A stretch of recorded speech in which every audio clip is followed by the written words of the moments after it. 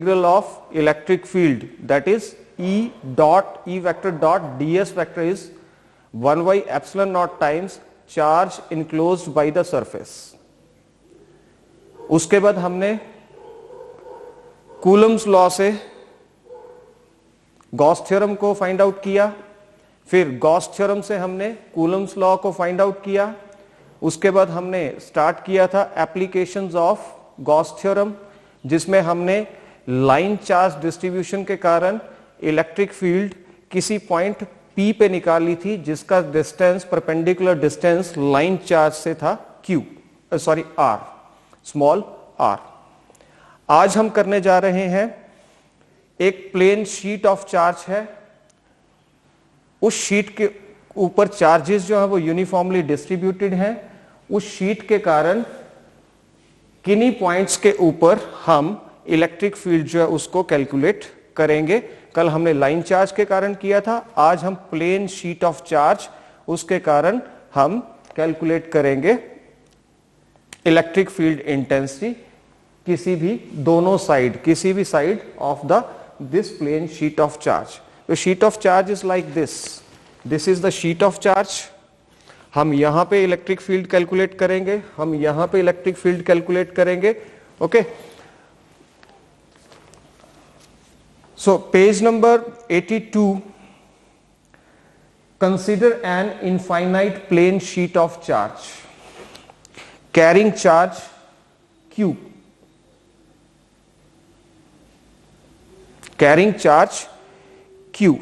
let p be the distance, here is some point p be the point which is at this perpendicular distance r from the sheet. It may be on this side or may be on this side, दोनों side आप कर सकते हो। हम क्या करेंगे, इस sheet के कारण इलेक्ट्रिक पॉजिटिव चार्ज है तो इलेक्ट्रिक फील्ड इंटेंसिटी या इलेक्ट्रिक लाइंस ऑफ फोर्स की डायरेक्शन क्या होगी, आउटवर्ड्स होगी, इस तरफ भी और इस तरफ भी आउटवर्ड, जिसको मैंने रिप्रेजेंट किया है ई से और इस एरो से। शीट के इस तरफ भी इलेक्ट्रिक फील्ड इस साइड को होगी, शीट के इस तरफ इलेक्ट्रिक फील्ड इंटेंसिटी की डायरेक्शन ये होगी। अब एरिया जो है शीट का वो इस तरह से होगा, एरिया, ये एरिया है शीट का, मेरा हाथ जो है this is the area of the sheet, इसका हम छोटा सा एलिमेंट ले लेंगे यहां पे। हम क्या करेंगे, अब एक गॉसियन सरफेस एज्यूम करेंगे, और गॉसियन सरफेस कैसा होगा, सिलेंड्रिकल गॉसियन सरफेस होगा।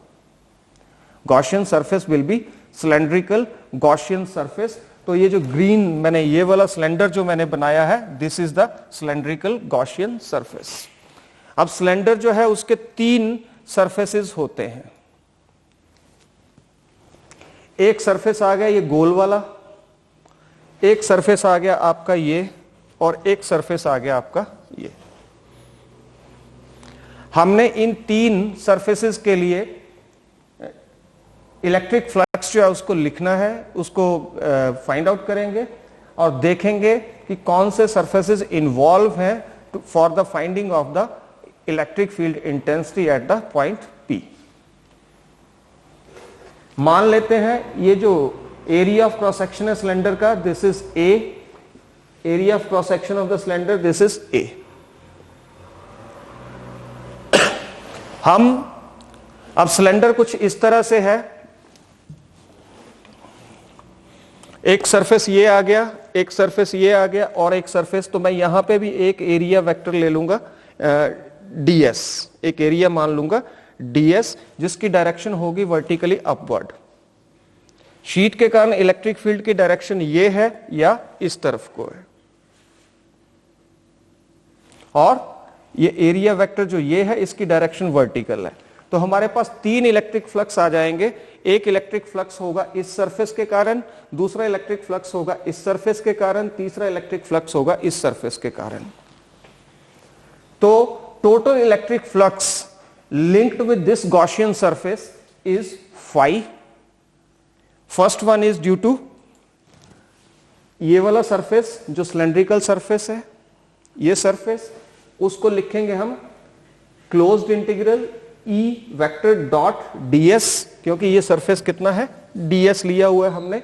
दूसरा इस सरफेस के कारण ये वाला सरफेस जो है ये क्या आएगा, closed integral E dot dA plus तीसरा सरफेस ये वाला सरफेस आ गया closed integral E vector dot dA vector. हम एक चीज को ऑब्जर्व करेंगे, यहां पे अगर देखें तो इलेक्ट्रिक फील्ड की डायरेक्शन भी यही है और ये जो हमने छोटा सा एरिया लिया है dA उसकी डायरेक्शन भी यही है और dA की डायरेक्शन को n कैप बता रहा है, इलेक्ट्रिक फील्ड की डायरेक्शन को r कैप बता रहा है। तो दोनों एक ही डायरेक्शन में है, इट मींस इन दोनों के बीच में एंगल होगा 0। अब अगर मैं इस सरफेस की बात करूं तो यहां पे एरिया वेक्टर की डायरेक्शन इस तरफ को है, इलेक्ट्रिक फील्ड की डायरेक्शन भी इस तरफ को है, इन दोनों के बीच में भी एंगल होगा 0। अगर हम और इधर देखें आप तो इधर जो एरिया है वो कुछ इस तरह से है, तो एरिया वेक्टर की डायरेक्शन n कैप बता रहा है, यहां पे एरिया वेक्टर की डायरेक्शन ऊपर को है, इलेक्ट्रिक फील्ड की डायरेक्शन इधर को है, तो इलेक्ट्रिक फील्ड और एरिया वेक्टर के बीच में एंगल आ गया 90 डिग्री। अगर हम फर्स्ट इंटीग्रल को ओपन करें, गॉस प्रोडक्ट को सॉल्व करें तो फर्स्ट E का मैग्नीट्यूड, ds का magnitude, cos of angle between them, तो यहां पे इलेक्ट्रिक फील्ड और एरिया वेक्टर के बीच में एंगल कितना है 90 डिग्री, इसलिए यहां पे आ गया कॉस 90 डिग्री प्लस E का मैग्नीट्यूड, dA का magnitude, cos of angle between E and dA। अगर हम इसकी बात करें तो E और dA के बीच में एंगल क्या है 0 है, तो यहां आ गया कॉस 0। इस सरफेस की बात करें क्लोज्ड इंटीग्रल E dA और दोनों के बीच में एंगल क्या, दोनों पैरेलल है, दोनों के बीच में एंगल आ गया 0, तो ये क्या आ गया E dA cos 0। cos 0 क्या होता है 1 होता है, तो ये टर्म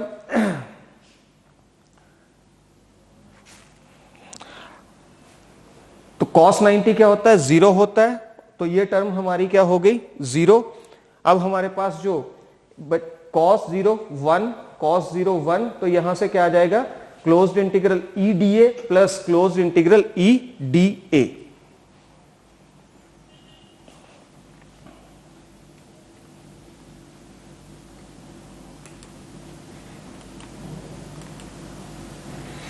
तो फर्स्ट टर्म हमारी 0 हो गई, closed integral E dA plus closed integral E dA आ गया। ओके, अब इलेक्ट्रिक फील्ड यूनिफॉर्म है तो इलेक्ट्रिक फील्ड को हम इंटीग्रल के साइन से बाहर ले लेंगे, तो E हमारे पास इधर आ गया और अंदर क्या बचा, तो integration of dA which will be equal to A, इधर भी integration of dA which will be equal to A, तो E into A plus E into A that is 2EA।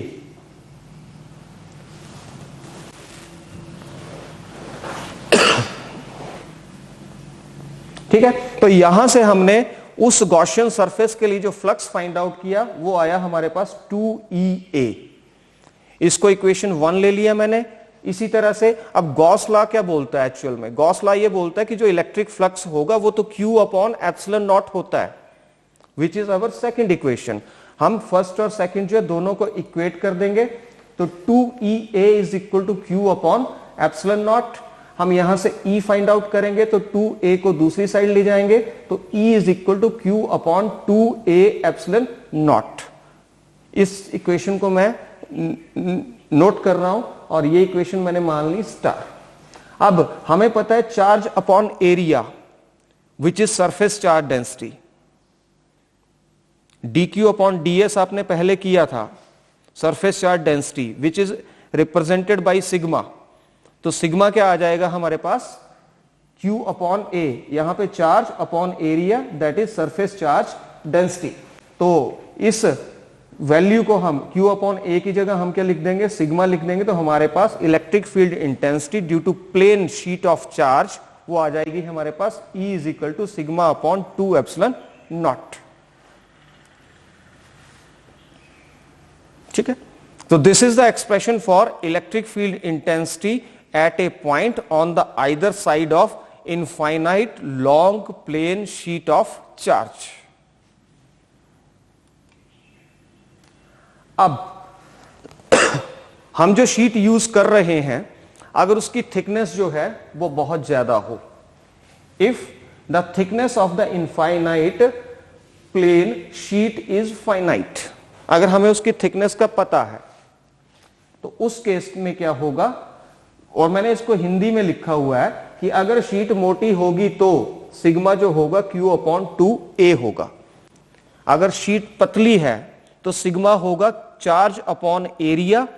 अगर शीट मोटी है तो सिग्मा मतलब सरफेस चार्ज डेंसिटी जो है वो होगी charge upon twice of the area.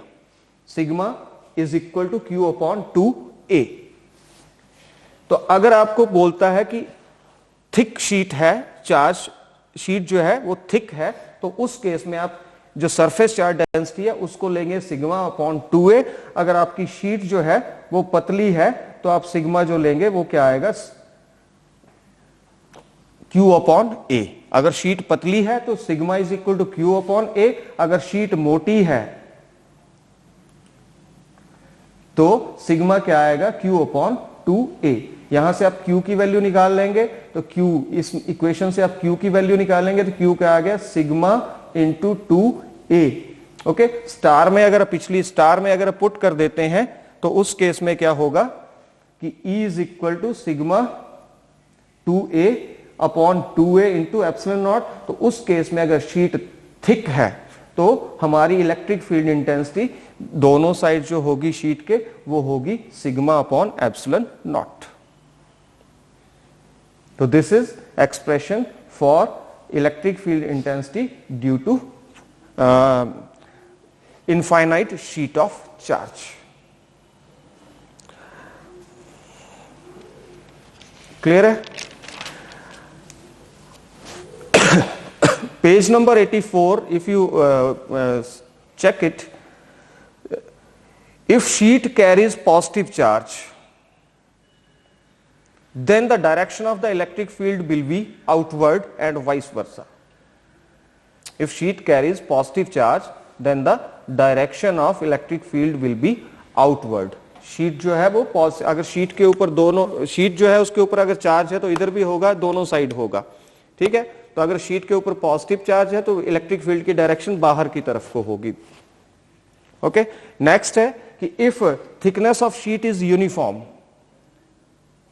अगर शीट एक बराबर मोटी है, ऐसा नहीं है कि कहीं से पतली है कहीं से मोटी है, अगर शीट की थिकनेस जो है वो यूनिफॉर्म है तो जो ये इलेक्ट्रिक फील्ड प्रोड्यूस करेगी E, ये भी क्या होगी, यूनिफॉर्म होगी।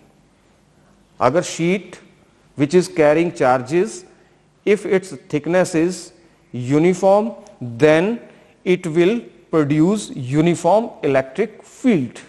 तो ये जो इलेक्ट्रिक फील्ड प्रोड्यूस करेगी वो भी क्या होगी, यूनिफॉर्म होगी। फोर्थ पॉइंट है कि अगर इलेक्ट्रिक फील्ड इंटेंसिटी एक तरफ E1 है और दूसरी तरफ E2 है, if electric field intensity is one side E1 and another side it is E2, in that case the electric field will be E is equal to E1 plus E2. Next है हमारा obtain an expression for electric field intensity due to two parallel sheets of charge। सबसे पहले हमने किया due to line charge, दूसरा हमने किया single infinite sheet of charge, and अब जो हम एक्सप्रेशन करने जा रहे हैं वो एक्सप्रेशन क्या है, obtain electric field intensity at a point due to two parallel, one sheet is this and another sheet is this, two parallel sheets of charge. दो शीट्स हैं हमारे पास पैरेलल, इनके कारण हमने इलेक्ट्रिक फील्ड इंटेंसिटी किसी पॉइंट के ऊपर कैलकुलेट करनी है। ठीक है, तो अगर आप डायग्राम को ऑब्जर्व करें तो हमारे दो शीट है, एक शीट ये है, दूसरी शीट ये है। अब शीट के इधर एक रीजन आ गया, दिस इज रीजन 1, इधर बीच में दूसरा रीजन आ गया, REGION रीजन, और इस शीट के इधर थर्ड रीजन आ जाएगा। तो यहां पे कितने रीजन्स होंगे, 3 रीजन्स होंगे।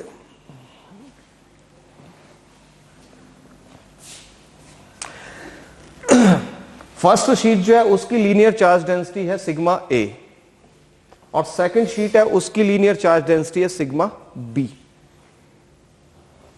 अब दोनों शीट्स जो है इनके ऊपर चार्ज कैसा है? पॉजिटिव चार्ज है।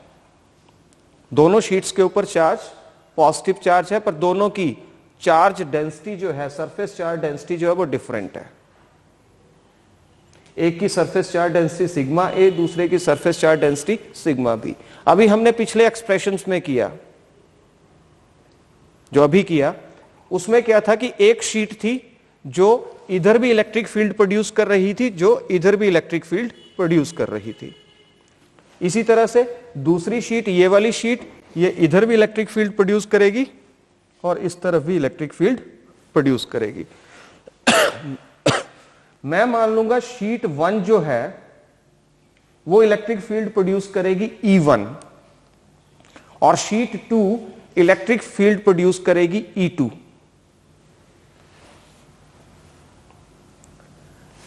हम एक डायरेक्शन मान लेंगे, ये वाली direction, this direction is positive direction. कोई एक, चाहे आप इस डायरेक्शन को पॉजिटिव डायरेक्शन मान लो, चाहे आप इस डायरेक्शन को पॉजिटिव, कोई आप एक डायरेक्शन जो है उसको आप पॉजिटिव डायरेक्शन मान लोगे। तो हमने इलेक्ट्रिक फील्ड कैलकुलेट करी थी, वो इलेक्ट्रिक फील्ड हमने निकाली थी E is equal to sigma upon 2 epsilon naught. E is equal to sigma upon 2 epsilon naught. तो हम फर्स्ट रीजन की बात करेंगे। फर्स्ट रीजन में ये शीट है और ये शीट की पॉजिटिव चार्ज है, तो और ये कौन सी इलेक्ट्रिक फील्ड प्रोड्यूस कर रही है? E1 प्रोड्यूस कर रही है, तो E1 की डायरेक्शन आउटवर्ड होगी और ये इलेक्ट्रिक फील्ड जो होगी, हम इसको नेगेटिव ले रहे हैं क्योंकि हमने डायरेक्शन ये वाली चूज की है। हम जो भी इलेक्ट्रिक फील्ड इस डायरेक्शन में होगी उस इलेक्ट्रिक फील्ड को हम पॉजिटिव लेंगे और इससे ऑपोजिट डायरेक्शन में जो भी इलेक्ट्रिक फील्ड होगी उस इलेक्ट्रिक फील्ड को हम नेगेटिव लेंगे। तो इसलिए जो E1 है इसकी डायरेक्शन तो इधर को होगी, साथ में ये क्या होगी? नेगेटिव होगी। दूसरी शीट भी इलेक्ट्रिक फील्ड प्रोड्यूस कर रही है, उसकी इलेक्ट्रिक फील्ड यहां पे होगी E2, पॉजिटिव चार्ज के कारण है तो आउटवर्ड है, और ये भी क्या होगी? नेगेटिव होगी, क्योंकि हमने जो डायरेक्शन मानी हुई है कि हम ये मान के चल रहे हैं कि इस डायरेक्शन में जो भी इलेक्ट्रिक फील्ड होगी वो पॉजिटिव होगी और उससे ऑपोजिट जो भी इलेक्ट्रिक फील्ड होगी वो नेगेटिव होगी। तो इसलिए फर्स्ट रीजन जो हमारा ये वाला फर्स्ट रीजन है, इसके अंदर दो इलेक्ट्रिक फील्ड्स आ रही हैं, एक E1 है और दूसरी E2 है, पर ये दोनों कैसी हैं? नेगेटिव है। तो हमारे पास electric field in the first region that will be equal to -E1 plus -E2। तो इसको हम लिख सकते हैं -E1 -E2।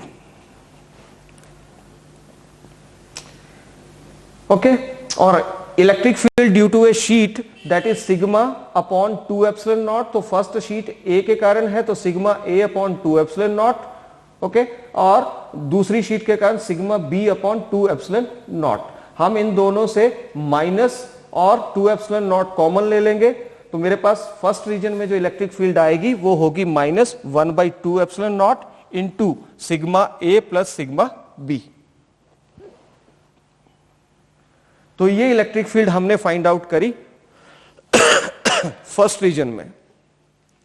अब जो मेरे पास सेकंड रीजन है, अब शीट फर्स्ट जो है जो इलेक्ट्रिक फील्ड प्रोड्यूस कर रही है E1, सेकंड रीजन में इसकी इलेक्ट्रिक फील्ड आउटवर्ड होगी तो इस तरफ को होगी जो मैंने ये रिप्रेजेंट किया है, और सेकंड शीट जो इलेक्ट्रिक फील्ड प्रोड्यूस कर रही है, ठीक है, तो वो हमने इस रीजन में देख रहे हैं तो उसकी इलेक्ट्रिक फील्ड की डायरेक्शन इधर को होगी।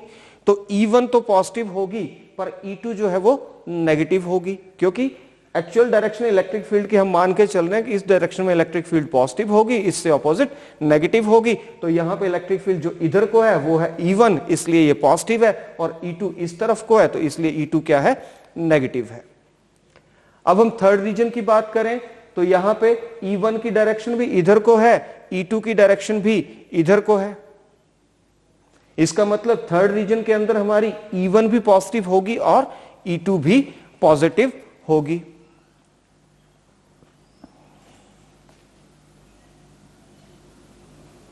तो सेकंड रीजन की बात करें तो सेकंड रीजन में एक इलेक्ट्रिक फील्ड E1 तो पॉजिटिव होगी और दूसरी इलेक्ट्रिक फील्ड E2 जो है वो क्या होगी?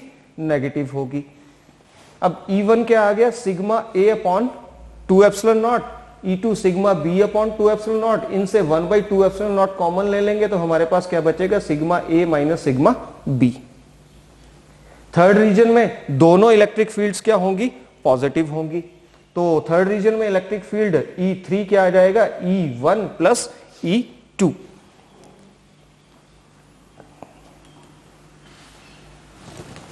E3 ओके, तो sigma upon 2 epsilon naught plus sigma B upon 2 epsilon naught, तो 1/2 एप्सिलॉन नॉट कॉमन लिया तो sigma A plus sigma B आ गया। अगर हम मान लें कि दोनों शीट्स जो हैं उनकी सरफेस चार्ज डेंसिटी क्या है, सेम है। अगर हम मान लें दोनों शीट्स की सरफेस चार्ज डेंसिटी सेम है, means sigma A will be is equal to sigma B and that is equal to sigma. तब क्या होगा, फर्स्ट रीजन में क्या होगा, अगर आप फर्स्ट इक्वेशन देखें तो -1/2 एप्सिलॉन नॉट, सिग्मा ए की जगह भी सिग्मा आ गया प्लस सिग्मा बी की जगह सिग्मा आ गया, तो सिग्मा प्लस सिग्मा क्या हो गया, 2 सिग्मा, 2 से 2 कैंसिल हो गया। तो फर्स्ट रीजन के अंदर जो इलेक्ट्रिक फील्ड इंटेंसिटी, अगर दोनों शीट्स की सरफेस चार्ज डेंसिटी सेम है तो हमारे पास क्या आएगा, minus sigma upon epsilon naught. Second region की बात करें कि अगर सिग्मा ए सिग्मा बी के इक्वल है तो सेकंड रीजन में क्या आएगा, इलेक्ट्रिक फील्ड क्या हो जाएगी, 0। अगर सरफेस चार्ज डेंसिटी सेम है तो दोनों जो इलेक्ट्रिक फील्ड प्रोड्यूस करेंगी, दोनों इलेक्ट्रिक फील्ड्स क्या होंगी, सेम होंगी, और जिससे वो एक दूसरे को क्या करेगी, कैंसिल आउट कर देंगी। तो बीच का रीजन, दोनों शीट्स के बीच का रीजन जो रहेगा, उस रीजन के अंदर, बीच का रीजन जो रहेगा उस रीजन के अंदर इलेक्ट्रिक फील्ड 0 होगी। कब, जब सरफेस चार्ज डेंसिटी दोनों शीट्स जो है उनकी सेम होगी। सरफेस चार्ज डेंसिटी मतलब एरिया जो है शीट्स का, वो कितना चार्ज एकोमोडेट कर रहा है। थर्ड रीजन में अगर हम देखें तो वहां पे क्या आ जाएगा, सिग्मा प्लस सिग्मा, सिग्मा ए की जगह सिग्मा, सिग्मा बी की जगह सिग्मा आ गया, तो ये क्या आ गया मेरे पास, 2 सिग्मा, और 2 से 2 कैंसिल हो जाएगा, तो मेरे पास थर्ड रीजन में आ गया सिग्मा अपॉन एप्सिलॉन नॉट। तो this is the expression for electric field intensity produced by the electric field produced by या strength of electric field by the 2 parallel plane sheets of charge. तो Gauss theorem की applications में ये 3 expressions थे, और ये expressions में एक टोटल 5 एक्सप्रेशंस हैं इसमें। First is state and prove Gauss theorem, second prove Coulomb's law from the Gauss theorem, third one is using Gauss theorem obtain an expression for electric field intensity at a point due to line charge। दूसरे में क्या है, obtain an expression at a point for electric field intensity at a point due to plane sheet of charge, और third one क्या है, obtain an expression for electric field intensity due to 2 parallel plane sheets of charge। तो only 5 expressions in the Gauss theorem chapter, और इन 5 में से आपको एक आएगा फाइनल एग्जाम में, डेफिनेट है। नेक्स्ट हमारा चैप्टर स्टार्ट होता है, that is capacitance. Next chapter is capacitance. Capacitance, capacity, ये वर्ड्स आपने सुने हैं। Capacitance word came from capacity. Capacity आप डिफरेंट चीजों की आप सुनते होंगे कि एक आपके पास बीकर है, उस बीकर की कैपेसिटी है कि वो इतना लिक्विड स्टोर कर सकता है। एक ड्रम है, उसकी इतनी कैपेसिटी है, वो इतना व्हीट स्टोर कर सकता है। तो इसी तरह से अब इलेक्ट्रिसिटी जो है, यहां पे भी एक वर्ड हम यूज करने जा रहे हैं which is known as capacity. तो कंडक्ट, सबसे पहले हम बात करेंगे कि अगर हम किसी कंडक्टर को किसी इलेक्ट्रिक फील्ड के अंदर रखें तो क्या होगा। इस चैप्टर में सबसे पहले हम बात करेंगे कि अगर हमारे पास कोई कंडक्टर है, उसको हम किसी इलेक्ट्रिक फील्ड के अंदर रखें तो वो कंडक्टर के ऊपर क्या इफेक्ट पड़ेगा। तो आपको पता है कि कंडक्टर्स ऐसे मटेरियल्स होते हैं जो इलेक्ट्रिक करंट को अपने से पास होने देते हैं आसानी से। Conductors are the materials which allows the electric current to pass through them easily। Example मैं आपको पता होंगे एग्जाम्पल, कॉपर होता है, आयरन होता है, एल्यूमिनियम होता है, silver, steel etcetera. All these are the examples of conductors. Conductors की रेजिस्टेंस बहुत कम होती है और इनके पास बहुत सारे फ्री इलेक्ट्रॉन्स होते हैं और ये इलेक्ट्रॉन रिस्पॉन्सिबल होते हैं for the electric flow of electric current. कोई भी कंडक्टर होगा तो उसमें equal number of positive charges होंगे, उसमें equal number of negative charges होंगे। Number of positive charges and number of negative charges are always equal in case of conductor, which you already studied in the second unit current electricity. अब behavior of a conductor inside electric field। तो अभी तक जो बात आपने समझी कि कोई भी कंडक्टिंग मटेरियल होगा, कोई भी कंडक्टर होगा तो उसके अंदर अगर 10 पॉजिटिव चार्ज हैं तो उसके अंदर 10 ही नेगेटिव चार्ज होंगे। पॉजिटिव चार्ज, क्योंकि every substance is made up of atoms, atom contain protons positive charges and atom contain electrons जिनको हम बोलते हैं नेगेटिव चार्जेस। तो मेरे पास एक कंडक्टिंग स्लैब है ए बी सी डी। इसको मैंने किसी इलेक्ट्रिक फील्ड के अंदर रखा, तो अगर आपको किसी भी जगह पे इलेक्ट्रिक फील्ड जो है वो प्रोड्यूस करनी हो तो आपको 2 प्लेट्स चाहिए, मेटालिक प्लेट्स चाहिए। एक प्लेट ये आ गई और दूसरी प्लेट ये आ गई। इन दोनों प्लेट में से एक प्लेट को आप बैटरी के पॉजिटिव से जोड़ दो और दूसरी प्लेट को आप बैटरी से नेगेटिव टर्मिनल से जोड़ दो, तो इन दोनों प्लेट्स के बीच में एक इलेक्ट्रिक फील्ड प्रोड्यूस हो जाएगी। वही मैंने यहां पे किया कि एक प्लेट ले ली मैंने P1 P2 और दूसरी प्लेट ले ली मैंने P3 P4। एक प्लेट को मैंने बैटरी के पॉजिटिव टर्मिनल से जोड़ दिया, दूसरी प्लेट को मैंने बैटरी के नेगेटिव टर्मिनल से जोड़ दिया। अब अभी तक ये स्लैब नहीं है तो इन दोनों प्लेट्स के बीच में इलेक्ट्रिक फील्ड प्रोड्यूस हो जाएगी। उस इलेक्ट्रिक फील्ड का मैंने नाम रख दिया E0। अब मैंने एक कंडक्टिंग स्लैब ली, एक स्लैब ली, उस स्लैब को मैंने इन दोनों प्लेट्स के अंदर रख दिया। अब स्लैब कैसी है? कंडक्टिंग मटेरियल की बनी हुई है, तो इस स्लैब के अंदर पॉजिटिव और नेगेटिव चार्जेस होंगे। तो ये जो हमारी प्लेट है इसके पॉजिटिव चार्जेस क्या करेंगे? इस स्लैब के अंदर जो नेगेटिव चार्जेस हैं उनको अपनी तरफ अट्रैक्ट करेंगे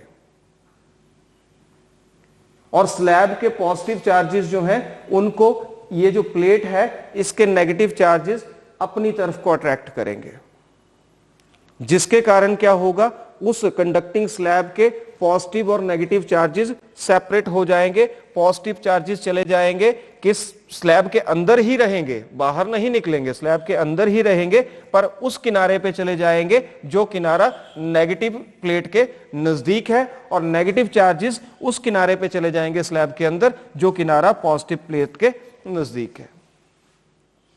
अब आप यहां पे एक चीज ऑब्जर्व करोगे कि स्लैब के अंदर भी पॉजिटिव और नेगेटिव चार्जेस सेपरेट हो गए। स्लैब के अंदर भी पॉजिटिव और नेगेटिव चार्जेस सेपरेट हो गए,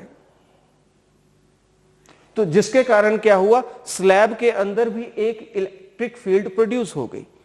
इधर पॉजिटिव इधर नेगेटिव, तो बीच में इलेक्ट्रिक फील्ड होगी। तो एक प्लेट P1 P2 है और दूसरी प्लेट P3 P4 है। एक प्लेट को मैंने पॉजिटिव बनाया, दूसरी प्लेट को मैंने नेगेटिव बनाया, तो इनके बीच में इलेक्ट्रिक फील्ड प्रोड्यूस हुई, दैट इज E0। अब जैसे ही मैंने स्लैब को इसके अंदर रखा, इस इलेक्ट्रिक फील्ड के अंदर रखा, तो स्लैब के प्रेशन ऑफ चार्जेस होती है, जिसके कारण कंडक्टर के अंदर भी एक इलेक्ट्रिक फील्ड डेवलप हो जाती है, प्रोड्यूस हो जाती है। उस इलेक्ट्रिक फील्ड को मैंने यहां पे रिप्रेजेंट किया है EP। बाहर इलेक्ट्रिक फील्ड जो अप्लाइड थी वो आ गई E0, और जिसके कारण चार्जेस की सेपरेशन होती है कंडक्टर के अंदर, जिसके कारण कंडक्टर के अंदर एक इलेक्ट्रिक फील्ड प्रोड्यूस होती है, और वो इलेक्ट्रिक फील्ड होती है EP। तो हमारे पास जो नेट इलेक्ट्रिक फील्ड होगी इन पोर्शंस में, जो खाली पोर्शन है, इन पोर्शन में जो इलेक्ट्रिक फील्ड नेट होगी, that will B E = E0 - EP। अगर ई नॉट ईपी के इक्वल हो जाए, मींस अगर अप्लाइड इलेक्ट्रिक फील्ड और electric field produced inside the conductor अगर ये दोनों इक्वल हो जाते हैं तो उस केस में क्या होगा, जो नेट इलेक्ट्रिक फील्ड होगी वो क्या होगी, 0 होगी।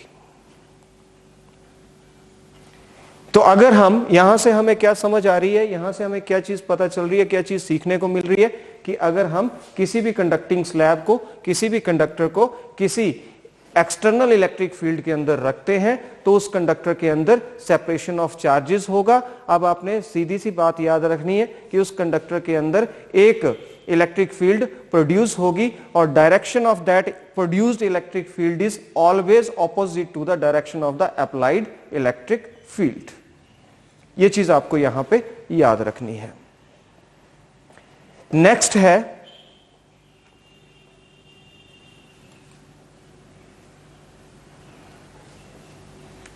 तो ये डायग्राम भी मैंने इसी चीज को समझाने के लिए बनाई थी दोबारा कि दो ये प्लेट है, एक प्लेट है, अगर मुझे इस प्लेट को पॉजिटिव बनाना है तो मैं बैटरी के पॉजिटिव से इस प्लेट को जोड़ दूंगा, और ये दूसरी प्लेट है, इस प्लेट को मुझे अगर नेगेटिव बनाना है तो इसको मैं बैटरी के नेगेटिव से जोड़ दूंगा, और ये मेरे पास कंडक्टिंग स्लैब है, और जैसे ही मैंने ये प्लेट पॉजिटिव हुई तो इस स्लैब के सारे नेगेटिव चार्जेस पॉजिटिव साइड आ जाएंगे और पॉजिटिव चार्जेस नेगेटिव साइड चले जाएंगे। तो ये डायग्राम भी वही चीज बता रही है।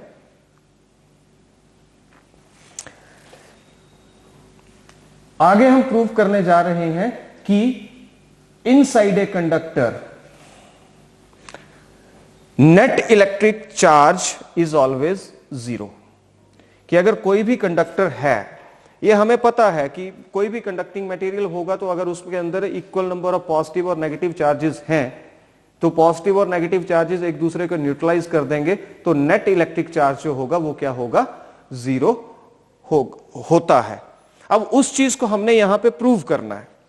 नॉर्मली हमें पता है कि number of proton and number of electron किसी एटम के अंदर सेम होते हैं तो कंडक्टर के अंदर भी सेम होंगे, तो इक्वल नंबर ऑफ प्रोटॉन्स हैं, इक्वल नंबर ऑफ इलेक्ट्रॉन्स है, तो न्यूट्रल एटम जो होगा उसमें नेट इलेक्ट्रिक चार्ज क्या होगा, 0 होगा। पर उस चीज को हम प्रूव करेंगे अब यहां से। तो अभी हमें पता है कि इनसाइड ए कंडक्टर जिसको हमने रखा हुआ है किसी external electric field E not के अंदर, तो उसके अंदर इलेक्ट्रिक फील्ड क्या होती है, 0। अभी हमने बोला net electric field E will be equal to 0 when E naught is equal to EP. अभी पिछले एक्सप्रेशन में हमने किया, तो ई इज इक्वल टू 0। अब हम गॉस लॉ यूज करने जा रहे हैं। गॉस लॉ क्या बोलता है कि closed surface integral of E surface integral of electric field is 1 by epsilon naught times the charge enclosed by the surface। ये कोई सरफेस है, ठीक है। गॉस थ्योरम यहां पे जो अभी पीछे हमने किया उसमें हमने ये समझा कि नेट इलेक्ट्रिक फील्ड जो होगी किसी भी कंडक्टर के अंदर वो क्या होती है, 0 होती है, जो क्या आ गई, E इज इक्वल टू 0। अब हम गॉस लॉ यूज करेंगे। गॉस लॉ क्या बोलता है, surface integral of the electric field is 1 by epsilon not times charge enclosed by the surface. Okay, अब इलेक्ट्रिक फील्ड क्या है, 0 है, तो ये टर्म मेरी सारी क्या हो गई, 0। इधर क्या आ गया, 0, तो Q upon epsilon naught is equal to 0। Epsilon naught को इधर ले गए तो ये भी क्या हो गया, 0, तो मेरे पास चार्ज क्या आ गया, 0। तो यही चीज हमें प्रूव करनी थी कि net electric charge inside a conductor is always 0।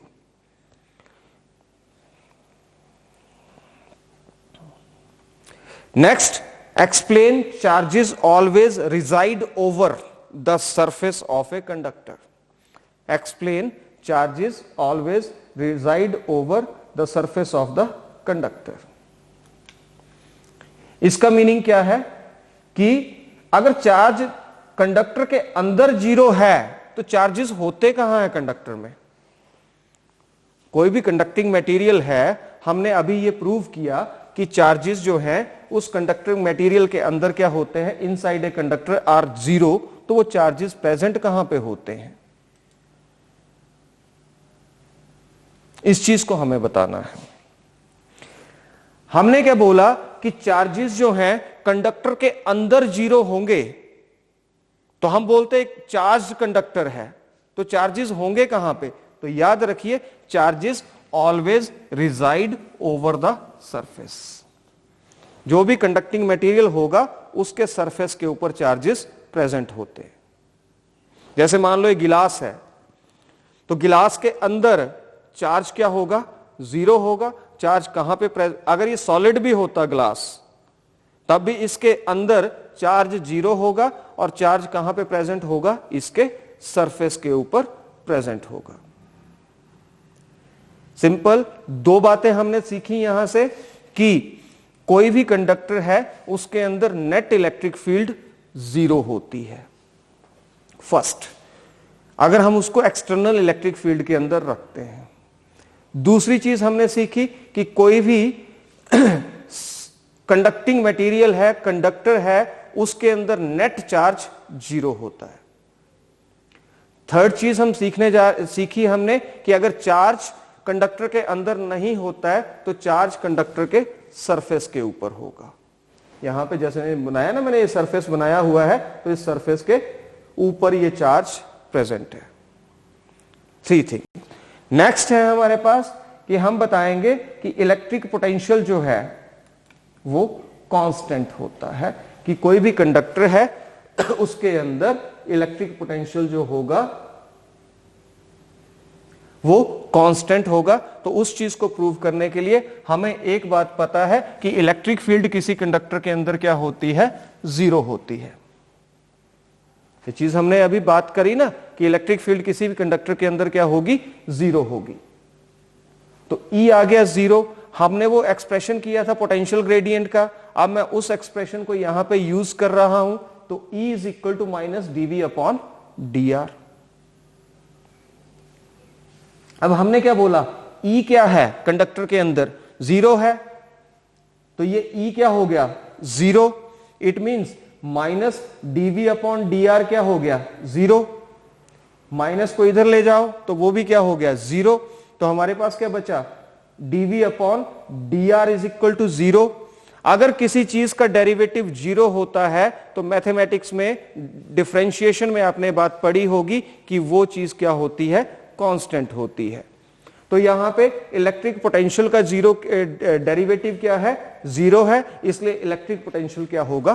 Constant होगा। तो कोई भी कंडक्टर होगा उसके अंदर electric potential is always constant. Electric field is zero, net electric charge is zero, electric potential is constant.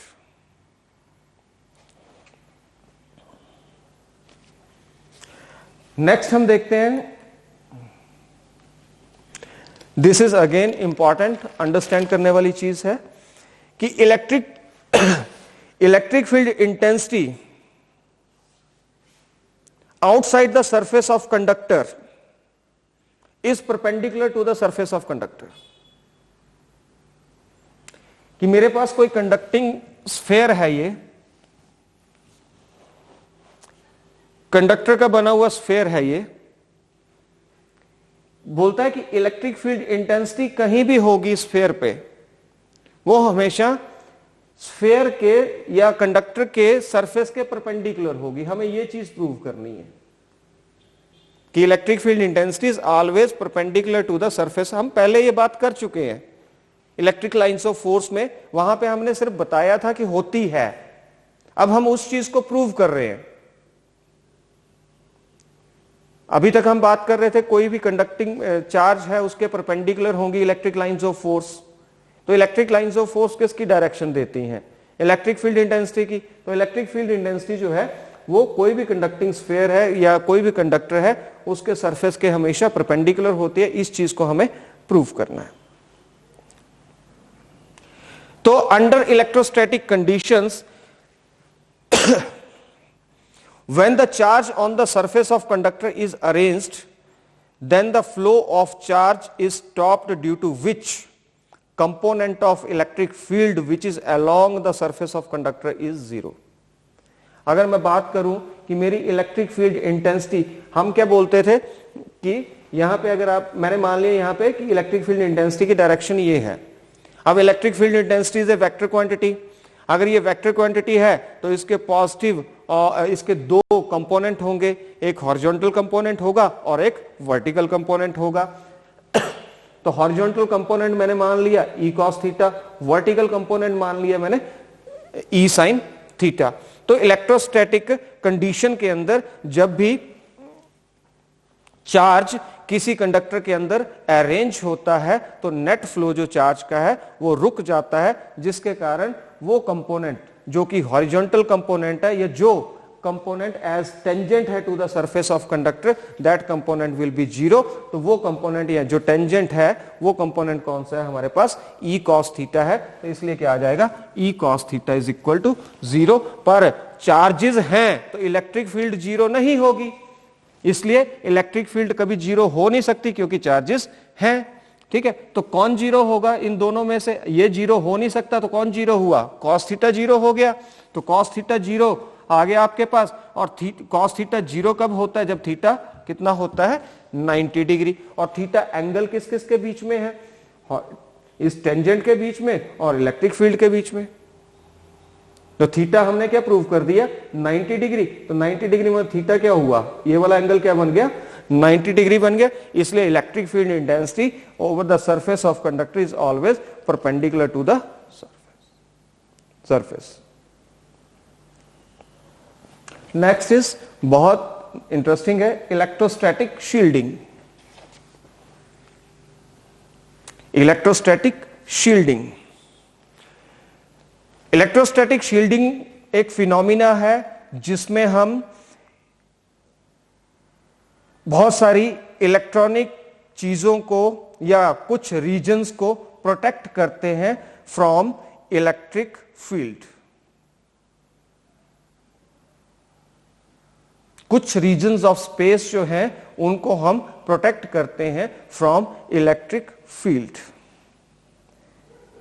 जैसे हमारे इलेक्ट्रिकल इंस्ट्रूमेंट्स रहते हैं, अगर हमें उनको एक्सटर्नल इलेक्ट्रिक फील्ड से सेव करना है तो हम क्या करेंगे, उनको हॉलो सिलेंडर्स के अंदर रख देंगे और उन हॉलो सिलेंडर्स को हम बोलते हैं फैराडे केजेस। क्योंकि हमने अभी पढ़ा कि electric field inside a conductor is always zero. यानी कोई कंडक्टिंग मटेरियल है, उसके ऊपर चार्जेस हैं, तो वो जो कंडक्टर है चार्जेस कहां रह जाएंगे, उसके सरफेस के ऊपर रह जाएंगे, चार्जेस उसके अंदर प्रेजेंट नहीं होंगे। अगर चार्जेस उसके अंदर प्रेजेंट नहीं है तो अंदर उसके इलेक्ट्रिक फील्ड भी नहीं होगी। तो मुझे अगर उन किन्हीं इलेक्ट्रिक इंस्ट्रूमेंट्स को जिनको मुझे एक्सटर्नल इलेक्ट्रिक फील्ड से बचाना है तो मैं क्या करूंगा, उन इंस्ट्रूमेंट्स को मैं एक हॉलो सिलेंडर्स के अंदर रख दूंगा और उन हॉलो सिलेंडर्स को हम बोलते हैं फैराडे केजेस। क्योंकि उन हॉलो सिलेंडर्स के अंदर इलेक्ट्रिक फील्ड प्रेजेंट नहीं होगी तो हम इंस्ट्रूमेंट्स जो उनको बचा सकते हैं।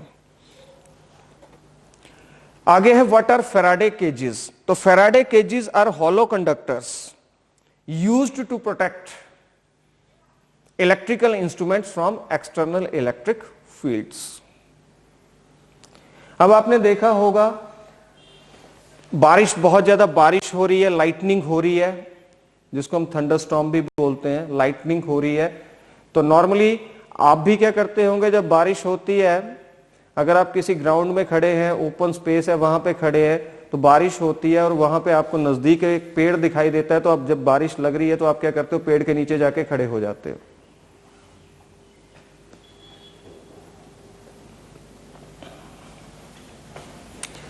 तो क्वेश्चन अगर आप पेज नंबर 91 पे देखें, in a thunderstorm with lightning it is safer to sit in a car than to sit under a tree. कि जब तूफान आ रहा हो तो कार के अंदर बैठना सेफ है then to sit under a tree. तो कार जो है it will behave as hollow cylinder, और अगर ऊपर से लाइटनिंग होती है तो लाइटनिंग भी क्या करती है, चार्जेस जो है उसको अर्थ की तरफ को भेजती है। लाइटनिंग के साथ क्या आते हैं, चार्जेस आते हैं, वो चार्जेस को जाना कहां होता है, लो पोटेंशियल, बिकॉज अर्थ का पोटेंशियल क्या होता है, लो पोटेंशियल, ऊपर हाई पोटेंशियल, नीचे लो पोटेंशियल। तो जो लाइटनिंग हो रही है उसके साथ क्या आ रहे हैं, बहुत सारे चार्जेस आ रहे हैं, और उन चार्जेस को अर्थ के अंदर जाना होता है। तो वो चार्जेस क्या करते हैं, उनको पाथ चाहिए अर्थ तक जाने के लिए। तो नॉर्मली अगर आप ऑब्जर्व करें कि आपके घरों में जब लाइटनिंग होती है तो कई बार आपके घरों के टीवी या और भी इलेक्ट्रिकल कंपोनेंट्स, ट्रांसफार्मर्स, ये सारे जल जाते हैं। तो ये ट्रांसफार्मर, टीवी, आपके छत के ऊपर dish antenna, antenna, telephone cable, ये सारे के सारे मीडियम का काम करते हैं to send those charges which are coming from lightning, उनको अर्थ तक ले जाने के लिए वो एक मीडियम का काम करते हैं। तो चार्जेस बहुत ज्यादा आते हैं, वो एक मीडियम का काम कर रहे हैं, तो वो क्या करेंगे, आपके छत के ऊपर जो एंटीना लगा है, डिश एंटीना लगा है, उसके थ्रू आएंगे। वो उनको लग रहा है कि ये रास्ता है अर्थ तक जाने का, पर आगे जाके देखते हैं तो आगे अगर डिश है तो डिश के आगे आपको एक रिसीवर मिलेगा, रिसीवर के आगे एक टीवी मिलेगा, उसके आगे फिर कोई रास्ता नहीं है।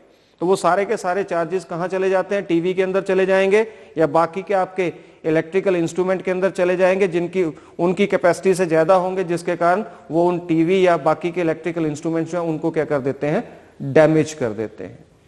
अब दूसरा इसका पार्ट क्या है कि safer to sit in a car और सिट अंडर ए ट्री।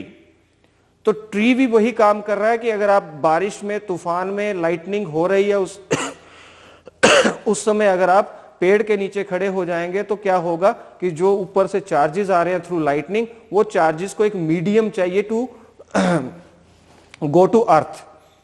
ठीक है, वो ट्री जो होता है वो एक मीडियम बनता है, ट्री के साथ आप खड़े होते हैं, आप भी एक मीडियम बनते हैं, आपकी कैपेसिटी उन चार्जेस को बियर करने की नहीं है। तो जब ट्री भी जलेगा, साथ में जो उसके नीचे खड़ा है वो भी जलेगा। यानी तो it is safer during the thunderstorm to sit in a car, because car behaves as hollow conductor, और होलो कंडक्टर के अंदर एक्सटर्नल इलेक्ट्रिक फील्ड का कोई इफेक्ट नहीं होता है। नेट इलेक्ट्रिक फील्ड होलो कंडक्टर के अंदर क्या होती है, जीरो होती है, उसके अंदर चार्जेस भी क्या होते हैं, जीरो होते हैं, और उसके अंदर पोटेंशियल भी क्या होता है, क्या होता है, पोटेंशियल कांस्टेंट होता है।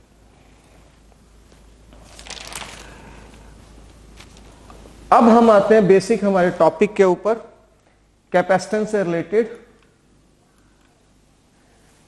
तो इसमें मैं आपको छोटी सी एक बात बता देता हूं कि अगर आपने एक चीज सुनी होगी लाइटनिंग से रिलेटेड कि जब भी हम अपना घर बनाते हैं, जब भी हम अपना ऑफिस बनाते हैं, जब भी हम कोई बिल्डिंग बनाते हैं तो एक वर्ड यूज करते हैं, अर्थिंग।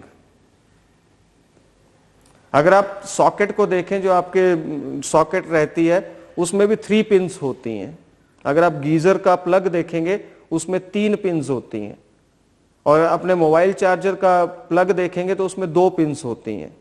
आपका स्टीरियो होगा उसमें 2 पिंस होंगी। ओके, तो गीजर हो गया, आपकी इलेक्ट्रिक प्रेस हो गई, आयरन हो गई, आपका इलेक्ट्रिक हीटर हो गया, और भी है भी जो बहुत ज्यादा करंट ड्रॉ करते हैं अप्लायंसेस, उन सभी में, वॉशिंग मशीन है उसमें 3 पिन सॉकेट लगी होती है, शू लगा होता है, और उसमें हम सॉकेट भी जो है उसको कौन सी यूज करते हैं, 3 पिन सॉकेट यूज करते हैं। तो उसमें 2 पिन जो होते हैं, एक पिन तो होती है लाइव, दूसरी पिन होती है न्यूट्रल, और थर्ड जो बड़ी वाली पिन होती है, मोटी वाली पिन होती है, वो अर्थिंग के लिए यूज करते हैं। तो उस पिन को डायरेक्ट हमने अर्थ के साथ कनेक्ट किया होता है कि अगर आपकी वॉशिंग मशीन के अंदर, अगर आपके फ्रिज के अंदर, या अगर आपकी इलेक्ट्रिक आयरन के अंदर, या अगर आपके गीजर के अंदर अगर कहीं से लीकेज ऑफ करंट हो रहा है तो वो उसकी बॉडी से होके, वो अर्थ वायर से होके वो अर्थ में चला जाएगा, जिसके कारण आप सेफ रह सकते हैं, आपको कोई करंट नहीं लगेगा। ओके, तो ये सारी चीजें जो है, तो हम क्या करते हैं, अगर हमें अपने घर को लाइटनिंग से बचाना है, अगर हमें अपने घर को लाइटनिंग से बचाना है तो हम क्या करते हैं, लाइटनिंग कंडक्टर अपने घर की छत के ऊपर लगा देते हैं।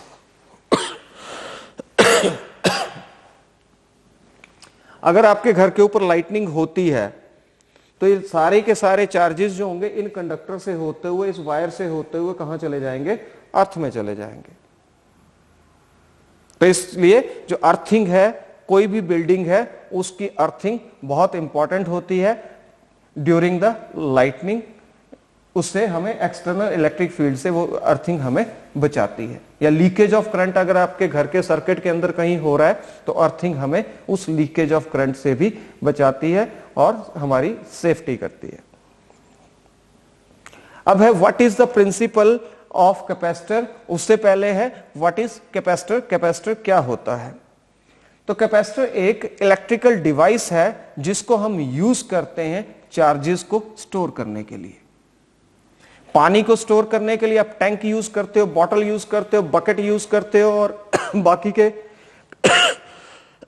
कंटेनर यूज करते हो। उसी तरह से अगर चार्जेस को आपने स्टोर करना है तो चार्जेस को स्टोर करने के लिए आप क्या करते हो?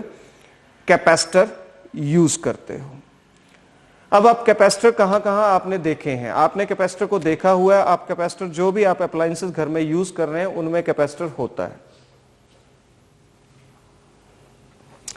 आपका फैन है, कोई भी फैन होगा, कोई भी मोटर होगी, मतलब कोई भी एसी मोटर है, ओके, उसमें कैपेसिटर लगा होगा।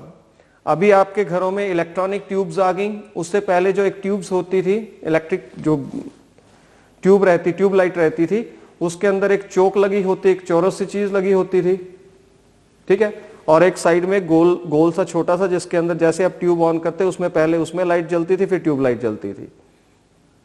देखा है? जिसको आप स्टार्टर बोलते थे, सुना है ये वर्ड? तो वो क्या है? एक कैपेसिटर है। और कोई भी मोटर है उसके अंदर भी कैपेसिटर होगा, क्योंकि उस मोटर को स्टार्ट करने के लिए इनिशियल टाइम पे बहुत ज्यादा करंट की जरूरत होती है। तो कैपेसिटर क्या करता है? बहुत सारा करंट ड्रॉ करता है और उसके बाद वो आगे सप्लाई करता है किसको? इलेक्ट्रिक मोटर को, जिसके कारण मोटर स्टार्ट होती है। तो कैपेसिटर हमारे तीन तरह के होते हैं। First kind of capacitor that is parallel plate capacitor, second kind of capacitor that is spherical capacitor, third kind of capacitor is cylindrical capacitor. तीन तरह के कैपेसिटर होंगे। पहला पैरेलल प्लेट कैपेसिटर, दूसरा स्फेरिकल कैपेसिटर और तीसरा आ गया आपका cylindrical capacitor. Next is what is principal of capacitor. Principal of capacitor को हम इस डायग्राम से अंडरस्टैंड कर सकते हैं। यहां पे मैंने दो प्लेट्स ले ली, मेटालिक प्लेट्स हैं। एक प्लेट जिसका नाम मैंने 1 रख दिया, दूसरी प्लेट मैंने जिसका नाम 2 रख दिया, और मैंने इनको इंसुलेटेड स्टैंड, इंसुलेटेड मतलब इसके ऊपर जो चार्जेस होंगे वो अर्थ को नहीं जा पाएंगे, दोनों को मैंने इंसुलेटेड स्टैंड के ऊपर मैंने फिक्स कर दिया। आप इस डायग्राम को भूल जाइए। मैंने प्लेट 1 है, इसको पॉजिटिव चार्ज सप्लाई किया, मैंने इसके साथ बैटरी का पॉजिटिव टर्मिनल जोड़ दिया। इस प्लेट के ऊपर कौन सा चार्ज आ गया? पॉजिटिव चार्ज आ गया। अभी मैं प्लेट 1 की बात कर रहा हूं। पहले क्या थी? ये न्यूट्रल थी, मैंने इसको एक्स्ट्रा पॉजिटिव चार्ज दिया। अब इसमें positive number of positive charges बढ़ गए, तो इसलिए हम इस प्लेट को बोल रहे हैं पॉजिटिव प्लेट। इसमें एक्सेस ऑफ पॉजिटिव चार्जेस है, इसलिए ये क्या होगी? ये प्लेट आ गई पॉजिटिव प्लेट। ठीक है, अब मैंने कोई दूसरी प्लेट ली जो भी न्यूट्रल थी, जिसमें नंबर ऑफ पॉजिटिव और नेगेटिव चार्जेस इक्वल थे। उस प्लेट को उठाया मैंने और प्लेट 1 के नजदीक लाके रख दिया। जैसे मैं दूसरी प्लेट को प्लेट 1 के नजदीक लाके रखा तो क्या हुआ? जो प्लेट 2 है उसमें ऑलरेडी वो न्यूट्रल तो थी, पर उसमें नंबर ऑफ पॉजिटिव और number of negative charges equal थे। तो उसमें क्या हुआ? जो उसके पॉजिटिव और नेगेटिव चार्जेस हैं वो एक दूसरे से क्या हो गए? सेपरेट हो गए। जो उस प्लेट के अंदर नेगेटिव चार्जेस थे वो किस साइड आ गए? प्लेट 1 के तरफ आ गए, क्योंकि प्लेट 1 में कौन से चार्जेस है? पॉजिटिव है। तो ये पॉजिटिव चार्जेस क्या करेंगे? इस प्लेट के नेगेटिव चार्जेस को अट्रैक्ट करेंगे। तो जैसे मान लो ये प्लेट है, तो प्लेट के इस तरफ कौन से चार्जेस आ गए? नेगेटिव चार्जेस आ गए। ठीक है, तो इसके पॉजिटिव चार्जेस सेपरेट होके दूसरी साइड चले जाएंगे इस तरह से, इधर आगे नेगेटिव चार्जेस और इस तरफ आगे positive charges.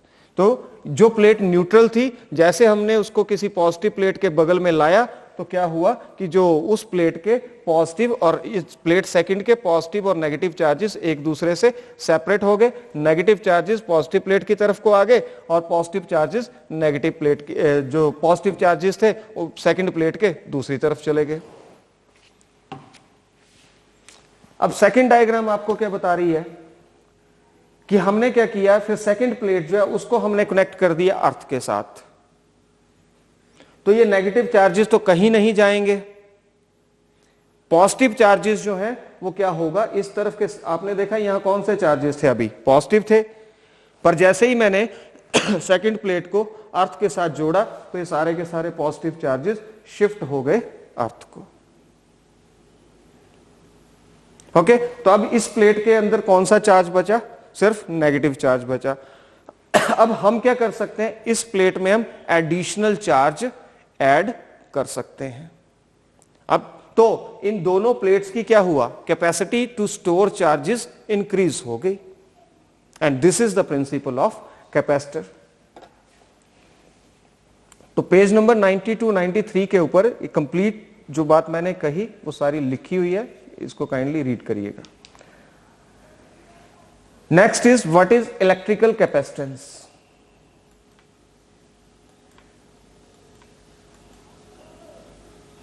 What is electrical capacitance? Electrical capacitance is the ability of a capacitor or conductor to store charges. To store charges. और इसको हम डिनोट करते हैं C से, इसको डिनोट करते हैं हम C से। Electric capacitance is the ability of a conductor. देखिए आप एक बात याद रखिए, कैपेसिटर भी कंडक्टर है, इसमें कंफ्यूजन आपने नहीं रखना है, कैपेसिटर भी एक तरह का कंडक्टर है। ओके, तो कंडक्टर और कैपेसिटर में कोई फर्क नहीं है। ऐसा कंडक्टर जो चार्जेस को स्टोर कर लेता है उसका नाम रख दिया हमने कैपेसिटर, ठीक है। कितना स्टोर कर सकता है वो आ गई उसकी कैपेसिटी, कितने चार्जेस को स्टोर कर सकता है वो आ गई उसकी कैपेसिटी। कैपेसिटेंस क्या होती है, कैसे store, ability to store the charges, electric charges is known as capacitance, जिसको हम डिनोट करते हैं कैपिटल C से या स्मॉल c से, आप कैसे भी डिनोट कर सकते हो, and which is equal to Q upon V, where Q is the charge stored by the capacitor and V is the potential of the capacitor increased। कि हम क्या करेंगे, आप अगर एक एग्जांपल लें कि आपके पास एक वाटर टैंक है, water tank suppose it is capacitor, तो जैसे आप टैंक के अंदर वाटर डालते जाएंगे तो कौन सी चीज वाटर टैंक के अंदर अप होगी, वाटर का लेवल। तो वाटर का लेवल क्या आ गया, पोटेंशियल। वाटर क्या है, charge.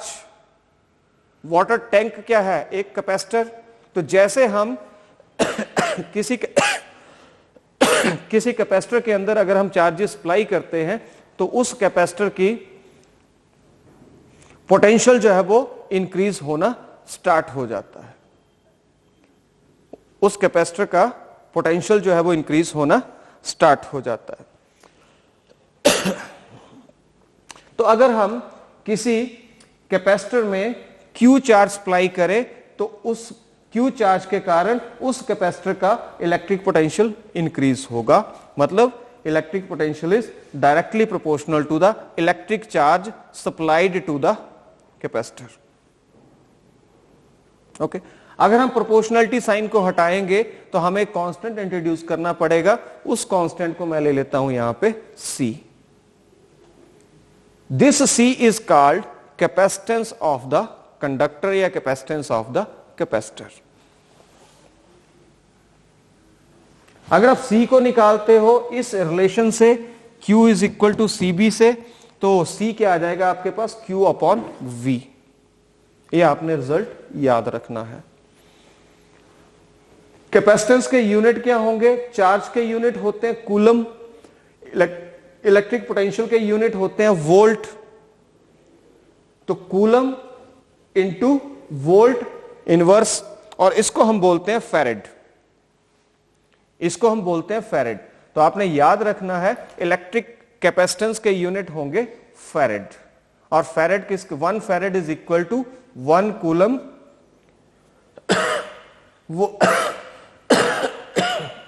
Volt inverse. 1 farad is equal to 1 coulomb volt inverse. अब इंपॉर्टेंट चीज याद रखने वाली है कि किसी भी कंडक्टर की कैपेसिटेंस जो है वो कंडक्टर की शेप, साइज के ऊपर डिपेंड नहीं करती है। किसी भी कंडक्टर की कैपेसिटेंस जो है वो उसकी शेप और साइज के ऊपर डिपेंड नहीं करती है, पर यह डिपेंड करती है उस मीडियम के ऊपर जिस मीडियम में कंडक्टर या कैपेसिटर रखा गया है। शेप कैसी भी हो, अभी हमने बात करी कैपेसिटर 3 तरह का होता है, parallel plate capacitor, cylindrical capacitor, spherical capacitor. तो capacity doesn't never depends upon the shape and size of the capacitor, it simply depends upon the medium in which that capacitor is present, or in the medium in which that conductor is present. अच्छा, दूसरा, conductor किस material का बना है, conducting material होना चाहिए। Okay, वो किस मटेरियल का बना है इसके ऊपर भी कैपेसिटेंस जो है वो डिपेंड नहीं करेगी। तो अभी तक हमने यहां पे देखा कि हम कैपेसिटेंस में simple capacitor is a conductor, ऐसा है जो चार्जेस को स्टोर कर सके। तो अगर हम कंडक्टर्स को किसी अच्छे ढंग से अरेंज करते हैं तो हम उनमें चार्ज स्टोरेज, उसके अंदर हम चार्जेस को स्टोर भी कर सकते हैं। तो चार्जेस को स्टोर करने वाला जो डिवाइस रहेगा उस डिवाइस को हम बोलेंगे कैपेसिटर बोलेंगे। तो होता बेसिकली वो कंडक्टर ही है। उसके बाद हमने पढ़ा कि कंडक्टर जो कैपेसिटर्स हैं वो कितनी तरह के होते हैं। तो कैपेसिटर जो है हमारे 3 तरह के रहते हैं, parallel plate capacitor, cylindrical capacitor और स्फेरिकल कैपेसिटर। उसके बाद कैपेसिटेंस क्या होती है, capacitance is the ability of a conductor to store charges. Capacitance के यूनिट्स के, कैपेसिटेंस को हम रिप्रेजेंट किससे करते हैं, कैपिटल सी या स्मॉल सी से रिप्रेजेंट करते हैं। कैपेसिटेंस का फॉर्मूला क्या होता है, capacitance is equal to charge upon potential difference या पोटेंशियल। कैपेसिटेंस के यूनिट क्या होंगे, चार्ज के यूनिट इनटू पोटेंशियल के यूनिट का इनवर्स, जिसको हम क्या बोलते हैं, हम बोलते हैं फैरेड।